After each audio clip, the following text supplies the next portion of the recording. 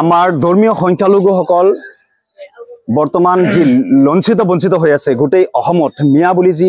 হিন্দু সমাজে যি তুচ্ছ তাচ্ছিল্য কৰি আছে ডিং কাণ্ডৰ পৰিপ্ৰেক্ষিতত সঁচা কথা ক'বলৈ গ'লে যি উজনি অসমত লাচিত সেনাৰ নামত যি শৃংখল চলিহা নামৰ এজন গুণ্ডা প্ৰকৃতিৰ লোকজনে যি আমাৰ ধৰ্মীয় সংখ্যালঘু সমাজৰ কিছু শতাংশ মানুহ দুখীয়া মানুহ তেওঁলোকে উজনি অসমৰ বিভিন্ন জিলাসমূহত কাম বন কৰি খায় আৰু এই বিশৃংখল চলিহা নামৰ বিশৃংখলৰ সৃষ্টি কৰা লোকজনে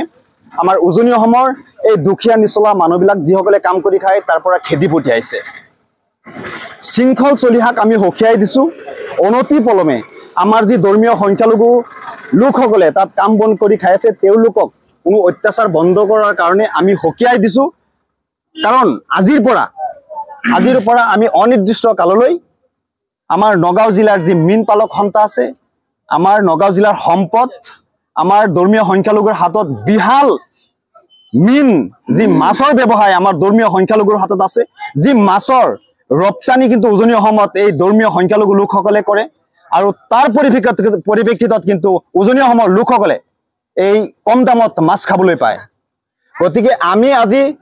মীন পালক সন্থাই থিৰাং কৰিছো যে অনাগত দিনত অনিৰ্দিষ্ট কাললৈ আমি আমাৰ যি মূল্যৱান সম্পদ মাছ আমি উজনি অসমত ৰপ্তানি নকৰো বিশেষকৈ তিনিচুকীয়া আৰু শিৱসাগৰত দৰকাৰ পৰিলে আমি মাছ পচাই দিম তথাপি উজনি অসমৰ কোনো জিলাত আমি মাছ ৰপ্তানি নকৰো দৰকাৰ পৰিলে আমি গুৱাহাটীৰ ফালে মাছ লৈ যাম কিন্তু উজনি অসমৰ কোনো ঠাইতে মাছ ৰপ্তানি নকৰো গুণ্ডা শৃংখল চলিহাই তেতিয়া গম পাব তাৰপিছত মাছৰ মূল্য কিমান আমাৰ হাততো শক্তি আছে আমাৰ হাততো সম্পদ আছে আমি অসমৰ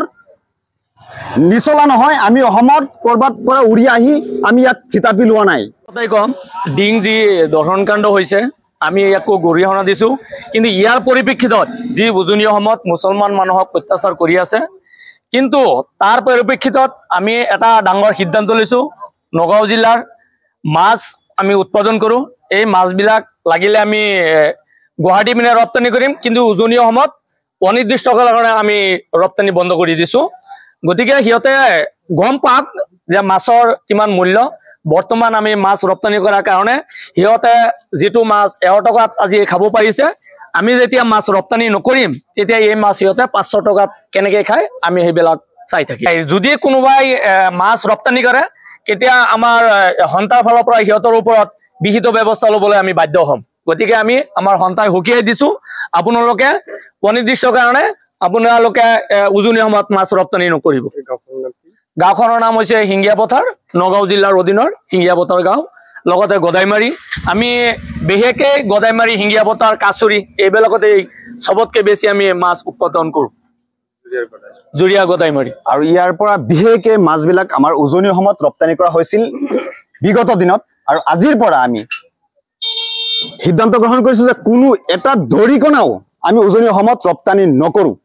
প্ৰয়োজন বোধে আমি মাছ গেলাই দিম পচাই দিম নহলে যদি বিক্ৰী কৰিব নোৱাৰো তেতিয়াহলে আমি গুৱাহাটীৰ ফালে মাছ লৈ যাম তথাপি উজনি অসমত আমি মাছ নিদিও উজনি অসমৰ যি গুণ্ডা আছে গুণ্ডা কেইটাক আমি আজি বুজাই দিব বিচাৰিছো যে হুকান মাছ কিনি খাবলৈ আমি বাধ্য কৰাম বুলি আমি প্ৰতিশ্ৰুতিবদ্ধ হৈছো 10 মিনিট